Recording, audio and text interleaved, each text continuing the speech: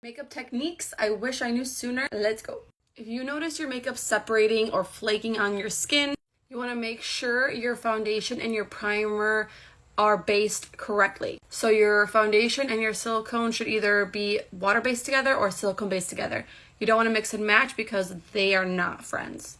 And the best way to know is to do your research. If you just look up the product and look at the ingredient list, every product is going to have water in it, so forget that. But if in the first 5 ingredients you see an ingredient that ends in cone or XANE, that means it's silicone based. If you don't see that, it's water based. Instead of applying foundation on your face, you want to apply it to the back of your hand. Smooth it out with your fingers and stipple it with a brush, with a beauty blender, whatever you prefer.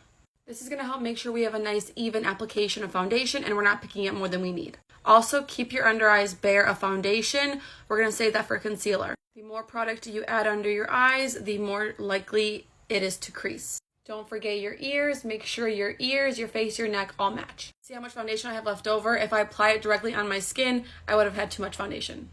Also, don't forget your neck needs to match your face. I always like to kind of give myself a double chin to make sure we got everything covered. Your concealer shade should be about a shade or 2 lighter than your actual skin tone.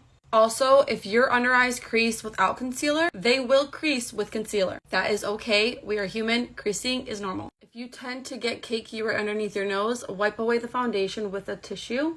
You want to make sure you stipple or buff or press the product into your skin. The more you swipe, the more chances you are of getting streaks. And then whatever's left over on my brush, I'm going to bring it down to my nose. That way we still have coverage, but not too much to cake. I like cake, just not on my face, you know?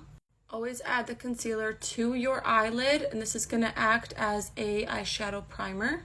Whether you add eyeshadow or not, it's always good to conceal any redness, any veins, or discoloration we have on the lids. Concealer is meant to not crease. That's why it acts as the perfect base. Invest in good makeup brushes, and that doesn't mean it has to be high-end. This brush is from NYX. It is the best blending brush for cream or liquid products.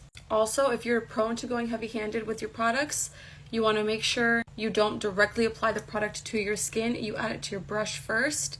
That way you can just build it up. This is going to prevent you from adding too much product and looking cakey or muddy. You can always add more, but it's much harder to take it away. Contour should be applied underneath your cheekbone. Bronzer should hug your cheekbone. And apply bronzer in a 3 shape to bring back color and dimension to your face. Part 2 to finish off the look.